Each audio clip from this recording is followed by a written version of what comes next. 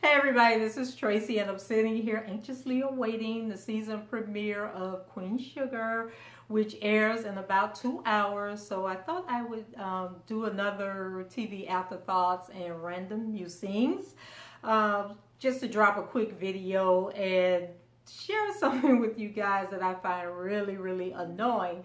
But before I get to it, let me know in the comments if you would be watching Queen Sugar and which character do you most relate to on the show. Okay, insecure women is like a pet peeve of mine. And insecure women who try to deflect their insecurities onto other women is even a bigger pet peeve. So a friend of mine recently celebrated a birthday, and she asked if anybody wanted to come and join her family at this restaurant, to have a drink and share a slice of birthday cake. We could all stop by. So I was on my way out that evening anyway, and I was going to be downtown. So I said, oh, let me run in before I go to my other event, get a drink and have some cake with her. So when I get there, there was this couple, well, there were several people there outside of her family that I know personally. And one of them is a biracial couple.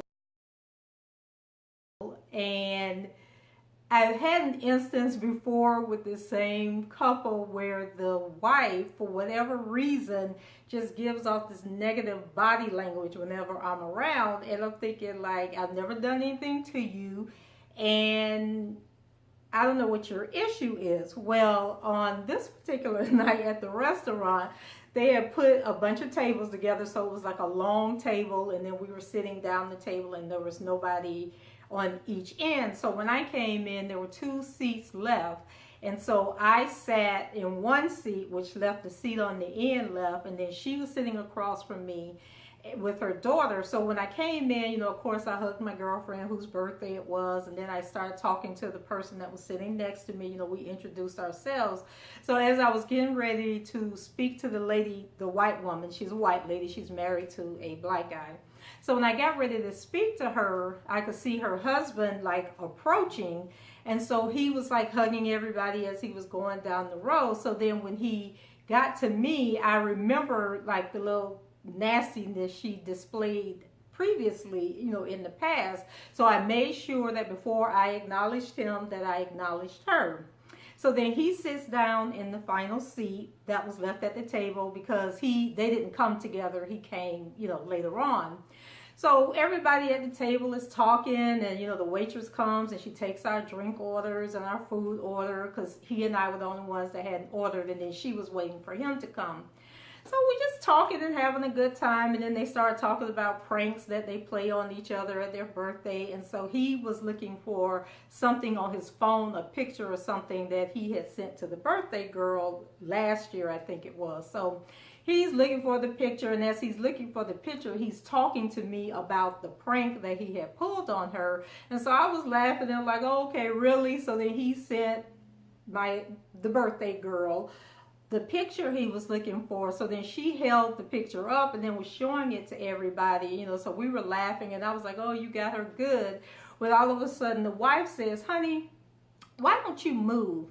And then he says, what? And then she goes, why don't you move your chair around to the end of the table? He says, nobody else is sitting at the end of the table, and I'm fine where I'm at. And so then she says, well, I just think you should move. Come on and move on around. So he's looking at her like, what is your problem? So then I think the waitress finally came, and she may have been bringing our food. I can't remember. So then at this point, I'm just like, is this girl serious right now? So I just turned my head and started talking to the people that were next to me. So then she tells him to get up and move that chair. So he finally got tired of arguing with her, but you could tell he was like so embarrassed. And so he moved around to, the end of the table. So now he's in the walkway, when people are coming in and out of the restaurant. And so then she says, now see, isn't that better? And then she looks at me. She says, so now you have room to move your arms and do whatever you need to do. And I was just like, whatever, girl, and kept talking to my friend. So I was like, okay, do I not talk to the man the rest of the night? Do I just ignore her, or do I keep being friendly with her even though she's been an asshole? Like, what do I do? But after a while, I had to drink a margarita and I forgot all about her. So, like, I sent her a text message and I said, did you see your friend make her husband move to the end of the table?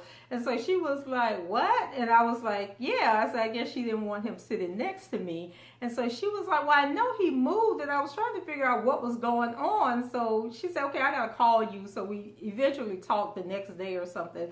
And so I was telling her the situation, and then she said, okay, but didn't she do something like that to you once before? I was like, yes. I said, what is so funny about it is I met them through you. And the only time I am in their company is when I'm with you. So what is that all about? And so it just made me think, like, girl, go have several seats, because I'm not interested in you, and I'm definitely not interested in your husband and the situations y'all got going on. Like, I'm way somewhere else out here that ain't dealing with any of this.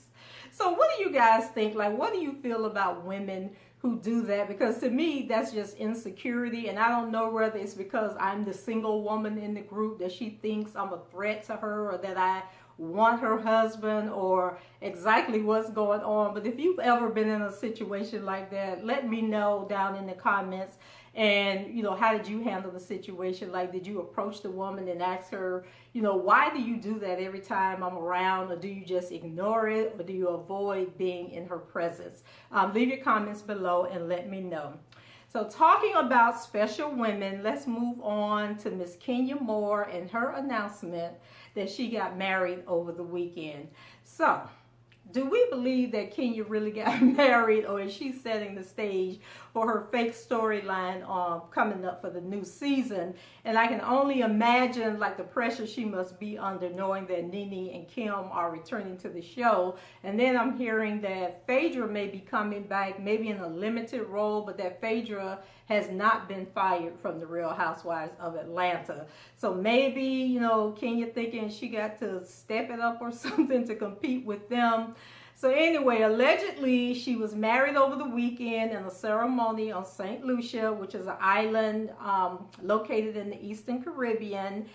And I'm wondering if we're about to have like another Stevie J and Jocelyn saga play out, because remember, those two went over to some Caribbean island and or Puerto Rico or whatever, and supposedly got married, and then we spent like the whole next season or two trying to find the marriage license, and everybody was arguing and bickering and trying to find out if the two of them were really married. So is Kenya going to produce the marriage license so we can put that to rest and kind of believe her story? But it's kind of hard to take us serious, because number one, we got Matt already in the blogs and already on social media claiming that Kenya was cheating on him while they were together, and that she wasn't right about that. Then we find out that Kenya had tried to get a restraining order against Matt, but the courts turned it down. But then she sought another one, so they finally issued a restraining order, I guess recently.